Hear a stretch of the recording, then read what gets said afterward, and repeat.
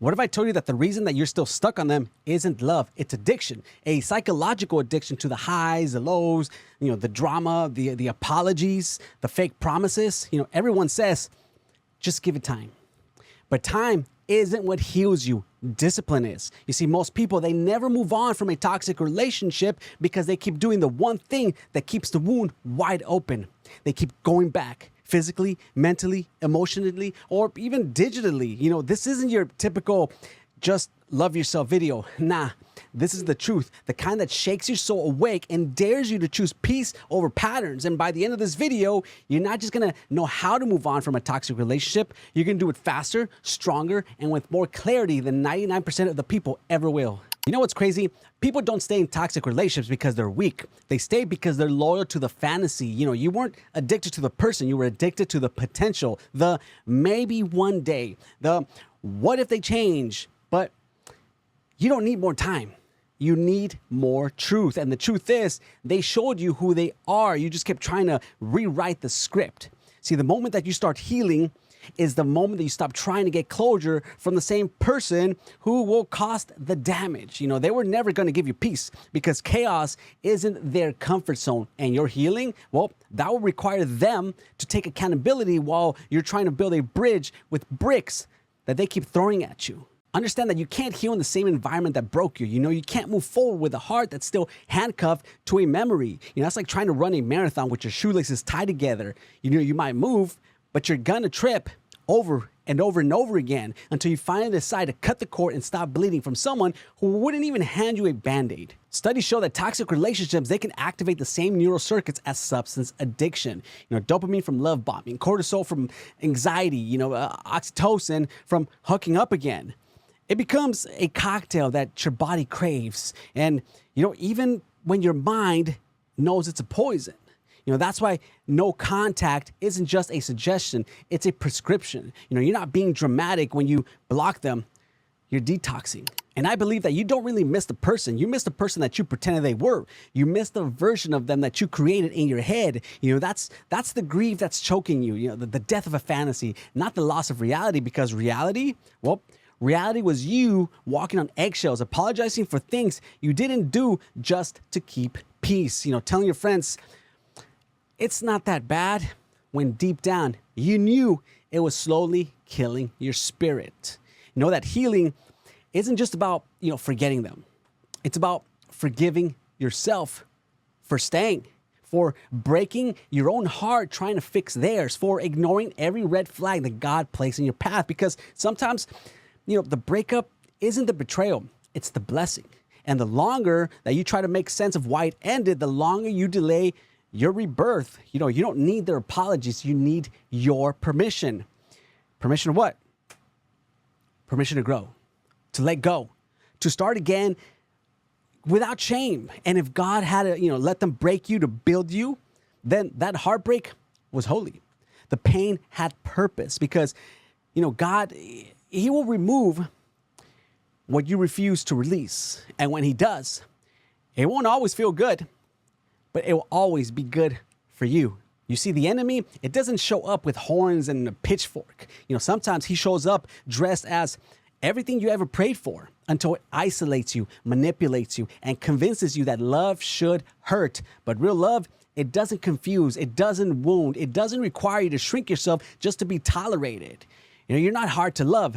You were just asking to be loved by someone who didn't know how to honor a heart like yours. So stop begging for closure in places that only ever gave you chaos. Stop over-explaining your worth to someone who was committed to misunderstanding you. You're not responsible for their healing, their growth, or their inability to be what you needed. You want to move on faster than anyone else? Then stop thinking healing means waiting until you feel nothing. Healing is when you finally feel everything and still chose peace, still chose detachment, still chose not to answer that text at 2 a.m. that says, I miss you. Because let me tell you what they really miss.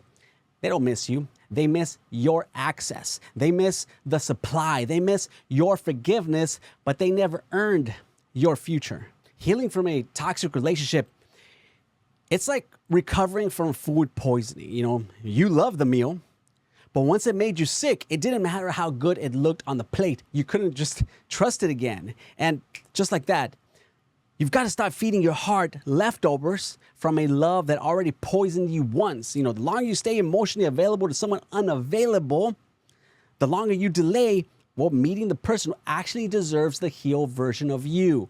Because you can't hold on to the past and open your hands to the future at the same time. You got to drop the dead weight. Stop performing CPR on a connection that flatlined months ago.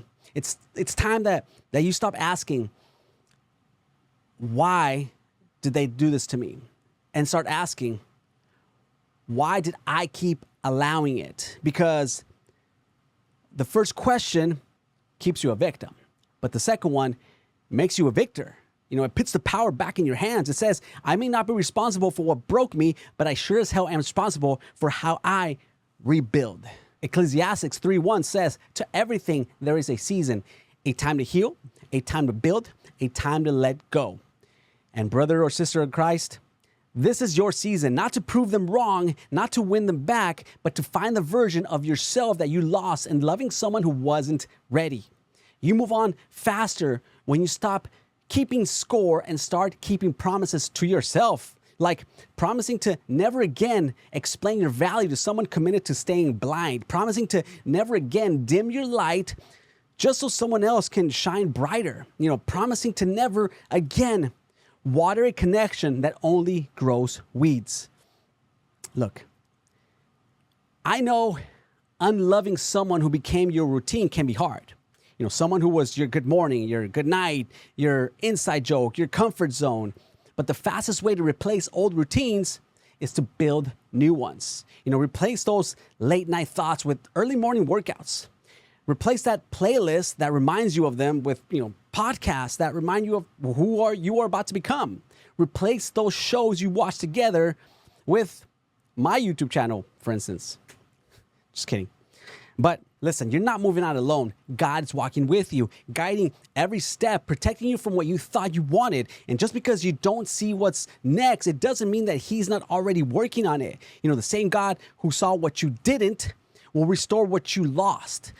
But not if you keep inviting the storm back that he's calmed. Do yourself a favor. Stop checking their stories. Stop rereading old messages. Stop playing detective in someone else's life. Let faith be stronger than fear.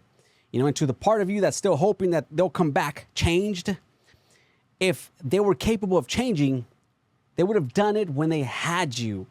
And if they do ever change, it won't be because of your pain. It'll be because life humbled them in ways that your love never could. But by then, you'll be gone. Not bitter, not broken, but better. You want to move faster than anyone else? Then be the one who stops reopening wounds just to see if they still bleed. Be the one who finally says, I deserve more, and means it. Be the one that heals so hard that even your memories get upgraded. Because healing isn't becoming someone new. It's remembering who you were before the gaslighting, before the manipulation, before the I love yous that came with conditions. You've been battling long enough. Now it's time to win.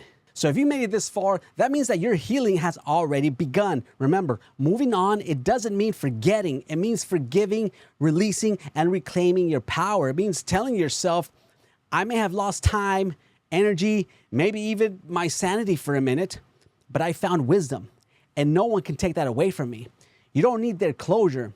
You need your comeback, and it starts today. If you got any value out of this video, please do smash the like button for the YouTube algorithm. Subscribe if you haven't already. Hit that notification bell so you don't miss any future banger videos like this one. Or like these two right here. This one's good. But so is this one. If you haven't checked them out, check them out. And I'll see you in one of these videos right here. Peace.